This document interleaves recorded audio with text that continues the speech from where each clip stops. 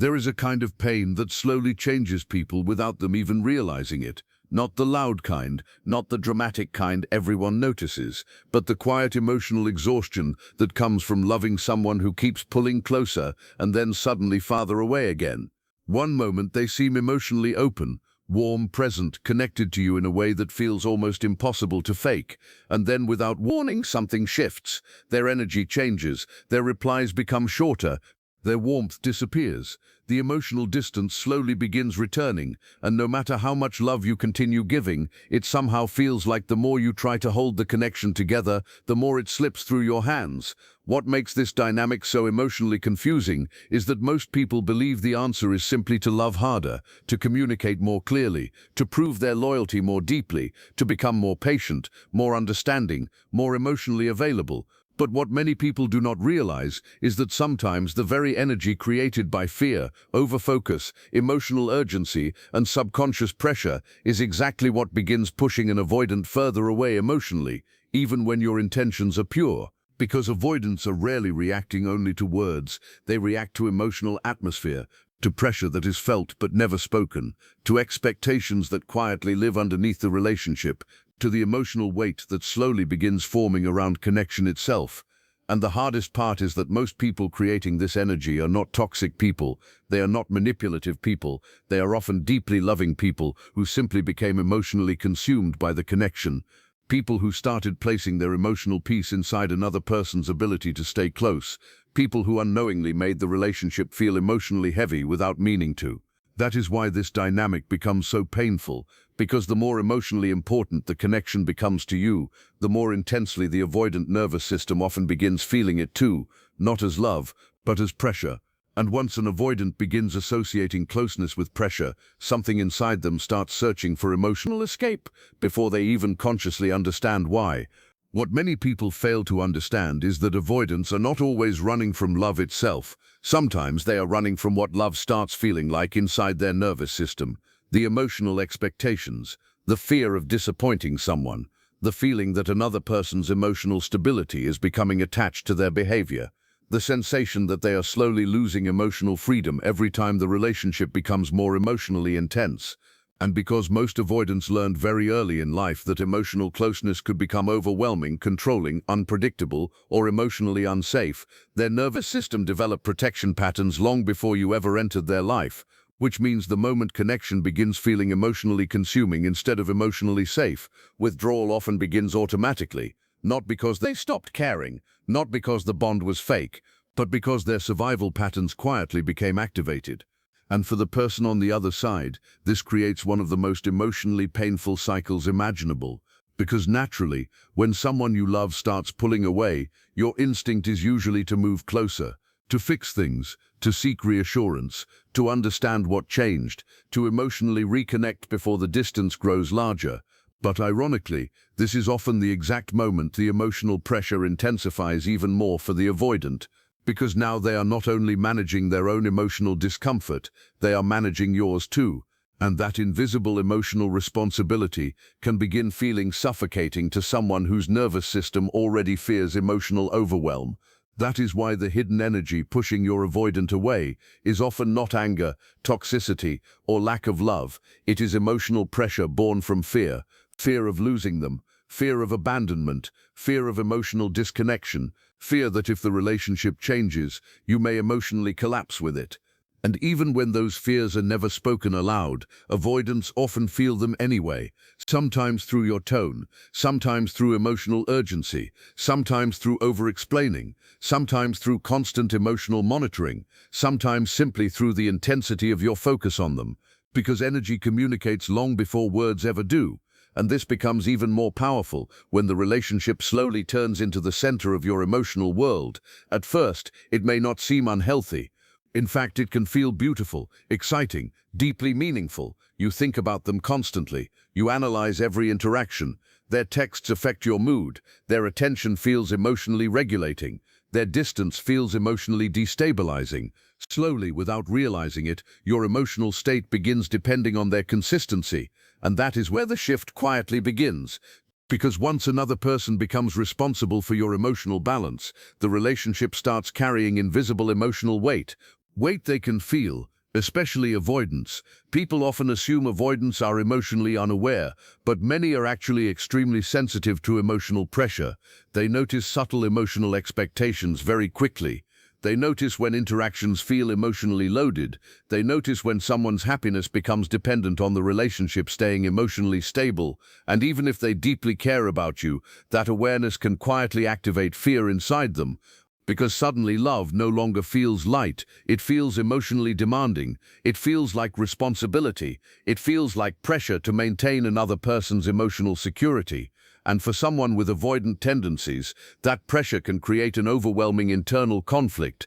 Part of them may genuinely want connection, part of them may care deeply, but another part begins fearing emotional engulfment, losing independence, losing emotional freedom, becoming trapped inside someone else's emotional needs.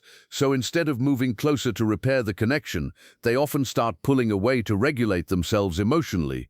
And this is where many relationships unintentionally enter a destructive cycle.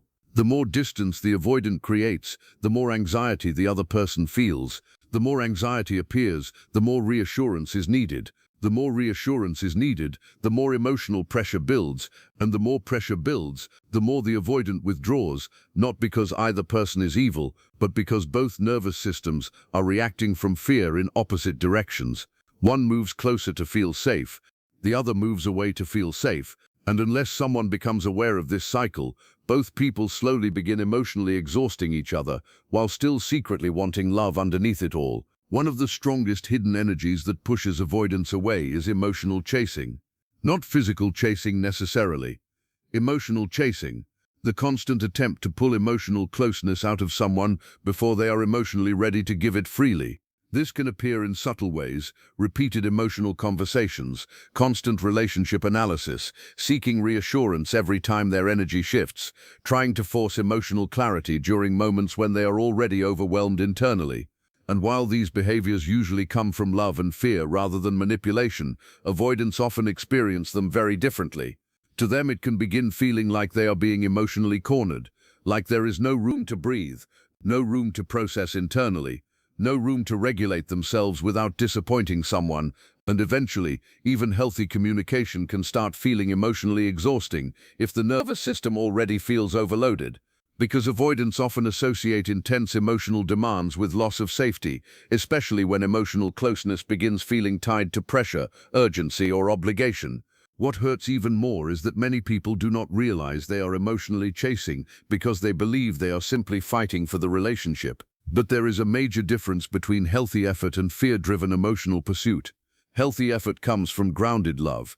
Fear-driven pursuit comes from emotional panic. And avoidants feel that difference deeply, even if they cannot explain it logically. This is why the hidden energy underneath your actions matters more than the actions themselves. Two people can say the exact same words. One feels emotionally safe, the other feels emotionally overwhelming. The difference is energy. Neediness has an energy. Fear has an energy. Desperation has an energy. Over-attachment has an energy. And avoidants often become highly reactive to these emotional atmospheres because their nervous system constantly scans for signs of emotional engulfment. That is also why emotional hyperfocus can slowly damage connection without people realizing it. When someone becomes your primary emotional focus, you unintentionally start monitoring the relationship constantly. You notice every small shift in energy, every delayed response, every emotional inconsistency, every moment of emotional distance, and because the relationship feels emotionally tied to your sense of safety, your nervous system starts reacting strongly to every change. You begin overthinking more, seeking clarity more, watching for signs more, emotionally revolving around the connection more. And while this may feel like deep love internally, avoidants often experience the external energy very differently. To them, it can begin feeling emotionally consuming, like they are slowly becoming responsible for stabilizing another person emotionally. And once love begins feeling emotionally heavy instead of emotionally freeing, withdrawal usually follows. Not because connection is bad, but because the nervous system no longer associates connection with peace. This is why so many people accidentally lose themselves while trying to keep an avoidant close. Their emotional world slowly shrinks around the relationship. Their peace becomes dependent on consistency from someone emotionally inconsistent. Their self-worth becomes attached to whether the avoidant moves closer or farther away. And over time, this creates a painful emotional imbalance where one person is emotionally overfunctioning while the other is emotionally retreating. But the deepest tragedy is that most people do not even realize this is happening until they are already emotionally drained. Because love can slowly become survival without you noticing. You stop focusing on your own emotional center. You stop listening to your own nervous system. You stop asking yourself whether the relationship even feels emotionally healthy for you. And instead, all your energy becomes focused on preventing disconnection, preventing distance, preventing loss. But ironically, the tighter your emotional grip becomes, the more the avoidant nervous system often feels the need to escape it. And this is where everything begins changing. The moment you finally understand that the hidden energy pushing your avoidant away was never simply your love, it was the fear attached to it, the emotional pressure attached to it, the subconscious belief that you needed them in order to feel emotionally okay. Because love that feels emotionally dependent often creates pressure, but love that feels emotionally grounded creates safety, and avoidants respond to safety far differently than they respond to pressure. And this is the part most people never hear when they are trapped inside these painful relationship dynamics. Avoidants are not only reacting to your behavior, they are reacting to how your energy makes them feel inside themselves. Because even when someone genuinely loves you, the nervous system can still interpret emotional intensity as danger if closeness once felt emotionally unsafe in their past. That is why an avoidant can miss you deeply and still pull away at the exact same time, why they can crave connection one moment and suddenly feel overwhelmed by it the next, why they can care about you in ways they never fully say out loud while simultaneously creating emotional distance that leaves you confused and hurting. And for the person loving them, this contradiction becomes emotionally exhausting because nothing feels stable for very long. The moments of closeness feel real, the warmth feels real, the emotional connection feels undeniable, but then something shifts again, and suddenly you find yourself trying to understand what changed, trying to fix an emotional problem you cannot fully see, trying to recover a version of the relationship that disappeared without warning.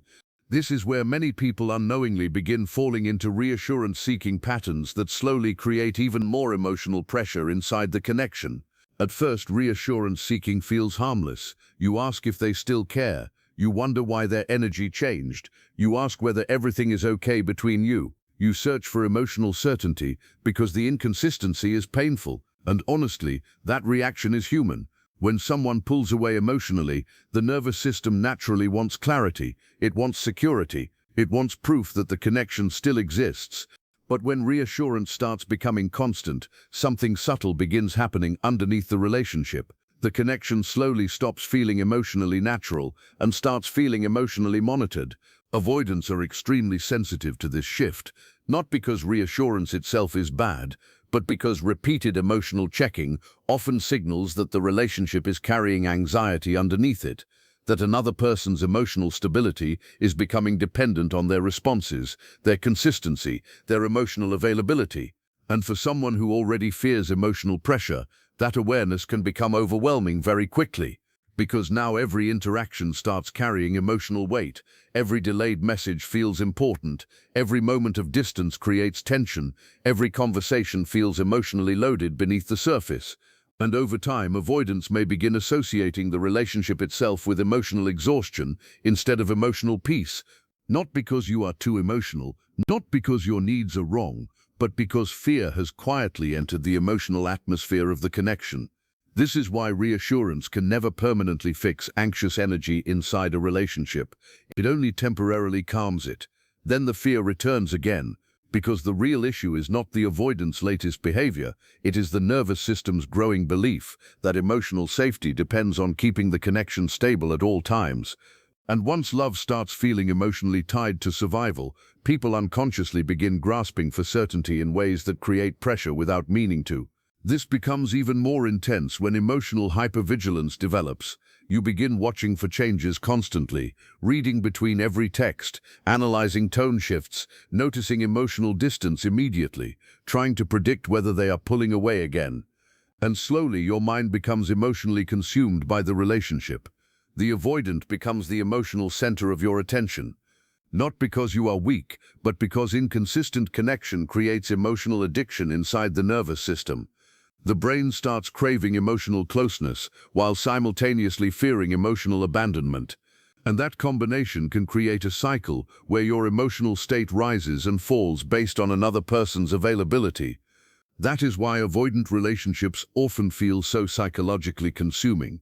The unpredictability intensifies attachment, the inconsistency creates obsession, and the emotional highs and lows slowly train the nervous system to remain hyper-focused on the relationship at all times.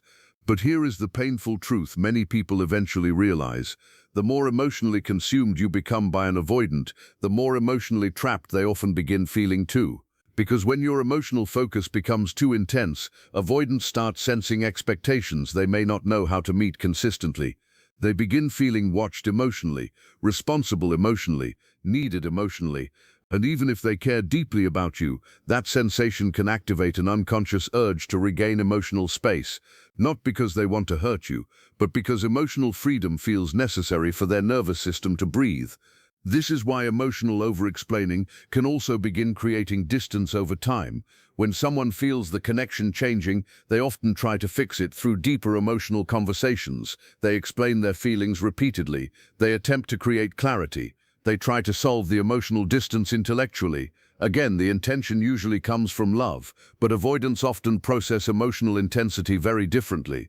Long emotional conversations can begin feeling overwhelming when their nervous system already feels pressured internally, especially if they do not fully understand their own emotions yet themselves. So while one person believes they are creating connection through emotional processing, the avoidant may secretly feel like they are drowning emotionally inside the conversation. And because avoidants often struggle expressing overwhelm directly, they frequently cope through withdrawal instead. Silence, distance, distraction, emotional shutdown, not because they stopped caring, but because their nervous system no longer knows how to stay emotionally present while feeling overwhelmed. And this is the part that hurts many people the most. The realization that the harder they tried to save the relationship, the heavier the relationship may have started feeling emotionally to the avoidant. Because love cannot breathe when fear controls the connection. It cannot grow naturally when every interaction carries emotional urgency underneath it. It cannot feel safe when one person unconsciously feels responsible for managing another person's emotional stability. That is why emotional groundedness changes everything. Grounded energy feels completely different to an avoidant nervous system. Grounded people do not emotionally chase. They do not constantly monitor the relationship for reassurance. They do not lose themselves every time emotional distance appears. They remain emotionally connected to themselves first, and that energy feels safe because it removes pressure from the connection. Suddenly, love no longer feels like obligation. It feels voluntary again. It feels spacious again. It feels emotionally breathable. And ironically, this is often when avoidants begin feeling safer, moving closer emotionally. Not because they enjoy being ignored, not because detachment plays games, but because emotional calm allows their nervous system to stop operating in survival mode. When pressure disappears, curiosity often returns. When emotional urgency disappears, closeness stops feeling dangerous. When someone stops trying to emotionally force connection, the avoidant no longer feels trapped by it. And this creates one of the biggest emotional misunderstandings in avoidant relationships. People often think avoidants only respond to distance, but that is not completely true. Avoidants respond to emotional safety, and emotional safety is not coldness. It is not pretending not to care. It is not becoming emotionally unavailable yourself. Real emotional safety comes from grounded self-worth, from emotional stability, from no longer making another person responsible for your inner peace. Because when you stop emotionally gripping the relationship out of fear, your energy changes completely. You stop chasing every shift in mood. You stop over-monitoring connection. You stop trying to force emotional certainty from someone emotionally inconsistent. And for the first time, the relationship no longer carries the same emotional heaviness it once did. This is also why healing is not about becoming detached from love. It is about becoming secure enough that love no longer controls your nervous system. So many people misunderstand this part. They think healing means becoming emotionally numb, acting unbothered, pretending not to care. But avoidance and healing are not the same thing. Real healing allows you to love deeply without abandoning yourself emotionally in the process. It allows connection without emotional dependency. It allows vulnerability without emotional collapse. It allows closeness without fear consuming your identity. And when this shift begins happening inside you, something powerful changes in the relationship dynamic itself. The avoidant no longer feels like your emotional oxygen. Their distance no longer destroys your sense of self. Their inconsistency no longer controls your emotional stability completely. And because you are no longer energetically gripping them out of fear, they begin experiencing your presence differently too. Lighter, safer, calmer, less emotionally demanding. And this matters more than most people realize, because avoidants often notice emotional energy far more than verbal explanations. You can say all the right things verbally while still carrying fear underneath your energy. You can tell someone you are fine while emotionally radiating anxiety, attachment panic, or emotional dependence internally. And avoidants pick up on this quickly because their nervous system is highly sensitive to emotional pressure, even subtle pressure. That is why genuine healing cannot be performed. It has to become real internally. You cannot fake groundedness. You cannot fake emotional security long-term, because eventually your nervous system always reveals what it truly feels underneath the surface. And when someone finally begins reconnecting to themselves emotionally, instead of obsessively trying to hold on to another person, a quiet transformation begins happening. Not all at once, not dramatically, but slowly. Their emotional center starts returning. They begin remembering who they were before fear consumed the relationship. They begin rebuilding peace inside themselves instead of constantly searching for it inside another person's behavior. And this changes everything, because the hidden energy that once pushed the avoidant away slowly starts dissolving. The pressure softens, the emotional urgency fades, the fear-driven pursuit weakens, and in its place something far more powerful begins appearing. Emotional stability, self-respect, inner calm, the kind of energy that no longer says, "Please don't leave me," but quietly says, "I can love you deeply without losing myself." And when that shift finally begins happening inside you, something surprising starts changing inside the avoidant too. Not immediately, not perfectly, and not in some dramatic movie-like transformation where suddenly all their fears disappear overnight, but quietly, subtly, in ways that are almost easy to miss at first. The emotional dynamic between both of you begins feeling different because for the first time the relationship is no longer being driven by fear alone. One of the deepest truths about avoidance is that many of them are not running from connection itself, but from the feeling of losing themselves inside emotional pressure, from relationships that begin feeling emotionally consuming instead of emotionally safe, and from the fear that no matter how much they give, it will never fully calm the anxiety living underneath the connection. And when someone finally stops emotionally gripping them from a place of fear, the avoidant nervous system often experiences something unfamiliar: relief. Not relief because the love disappeared, but relief because the pressure disappeared. For the first time, closeness no longer feels tied to emotional obligation, and this is often the moment avoidants begin noticing the distance differently. Because before, when emotional pursuit was constant, their nervous system stayed locked in protection mode, focused on creating space, regulating overwhelm, and defending emotional freedom. Their attention was consumed by the need to escape pressure, not because they did not care, but because their system associated closeness with emotional overload. But when that pressure softens, their emotional awareness begins to shift. Suddenly the silence feels different, your absence feels different. Your energy feels calmer, more grounded, less emotionally demanding, and without even realizing it consciously, many avoidants begin feeling safer, reconnecting emotionally, because the relationship no longer feels like a threat to their nervous system. This is why emotionally secure energy changes relationship dynamics so powerfully. Secure energy does not chase connection out of panic, does not collapse every time distance appears, and does not desperately try to force clarity during emotional uncertainty.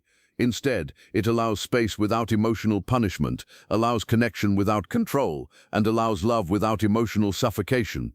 And avoidants respond to that energy differently because it removes the very thing their nervous system fears most: emotional engulfment, the feeling that closeness will cost them their emotional freedom. Many people spend years trying to say the perfect words to an avoidant, not realizing that the nervous system responds far more to emotional atmosphere than verbal explanation. Avoidants often watch energy more than they listen to language. They notice emotional tension, subtle disappointment, emotional dependence, pressure hidden underneath kindness, and fear hidden underneath affection. And even if they cannot explain exactly what feels overwhelming, their nervous system reacts to it anyway. That is why someone can technically do everything right and still unknowingly create emotional pressure inside the relationship, because energy speaks long before words do. Once emotional groundedness replaces fear-driven attachment, the avoidant often begins experiencing your presence in a completely different way, not as someone trying to emotionally pull from them constantly, but as someone emotionally safe to be around, someone who is emotionally connected without being emotionally consuming, and someone who loves deeply without unconsciously demanding that love back every second in order to feel okay internally. This is the kind of energy that slowly softens avoidance over time, not control, not emotional force, and not endless relationship talks, but safety, consistency, calmness, and freedom inside connection. Ironically, this is often when avoidants begin moving closer emotionally on their own, because the nervous system naturally moves toward what feels safe. Many avoidants secretly crave emotional closeness far more than people realize. They simply fear the overwhelm they associate with it. That is why they often appear emotionally conflicted, with one part of them deeply wanting intimacy, while another part fears losing themselves inside it, one part wanting love, while another fears emotional responsibility, and one part wanting closeness, while another fears dependency, expectations, and emotional pressure. Without understanding these internal conflicts, relationships often become painful cycles of pursuit and withdrawal, where both people unintentionally trigger each other's deepest wounds, one fearing abandonment and moving closer under stress, the other fearing engulfment and pulling away under stress, leaving both trapped in survival patterns, while genuine connection becomes harder to sustain. But healing begins the moment someone breaks this cycle internally, not by becoming cold or pretending not to care, but by reconnecting to their own emotional center again. Real emotional security changes how you love. You stop needing constant reassurance to feel worthy, stop measuring your value through another person's consistency, and stop making emotional closeness your only source of peace. Perhaps most importantly, you stop abandoning yourself while trying to keep someone else from leaving. This is the hidden pain many people carry in avoidant relationships, slowly disconnecting from themselves while trying to maintain connection with someone else. Their nervous system becomes completely focused on the other person's behavior, their moods revolve around the relationship, and their peace depends on emotional reciprocity until they slowly lose their own grounding without even realizing it. But the moment someone begins returning to themselves emotionally, something profound happens. They stop chasing emotional certainty, stop over-monitoring connection, stop trying to control outcomes through emotional effort alone, and instead begin creating peace inside themselves first. That is when their energy starts changing naturally, not performatively or strategically, but genuinely, because true groundedness cannot be faked long-term. It comes from emotional self-trust, from knowing that your worth does not disappear simply because someone becomes emotionally distant, and from understanding that love should add to your life rather than become the sole thing holding your nervous system together.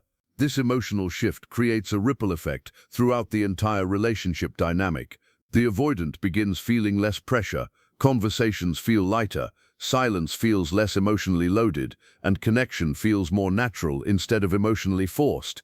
While this does not magically erase avoidant patterns overnight, it often creates the first real environment where emotional intimacy can grow safely, instead of fearfully, because avoidants do not heal through pressure but through safety, through experiences that slowly teach their nervous system that closeness does not automatically mean loss of freedom, emotional overwhelm, or suffocation. And ironically, emotionally secure people create that safety naturally because they are not trying to emotionally possess the relationship. They are participating in it without losing themselves inside it.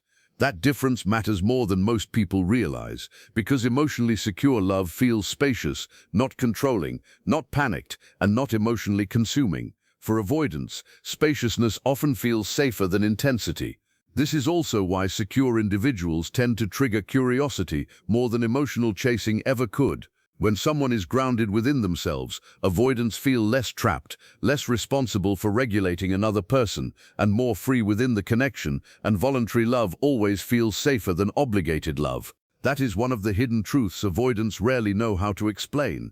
The moment love starts feeling emotionally demanded, fear begins activating inside them, not necessarily because the other person is toxic, but because emotional pressure reawakens old survival patterns connected to guilt, emotional responsibility, loss of independence, and loss of freedom. That is why forcing closeness almost always backfires eventually, while emotional freedom inside the relationship allows something softer to emerge: trust, comfort, curiosity, and gradual vulnerability that develops naturally when the nervous system no longer feels threatened by closeness itself.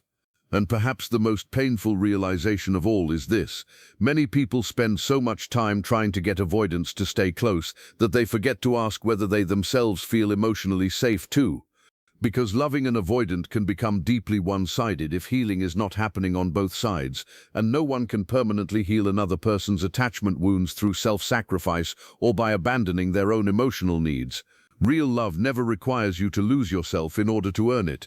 Instead, it allows both people to breathe emotionally, exist fully as individuals, and feel connected without emotional imprisonment or constant fear.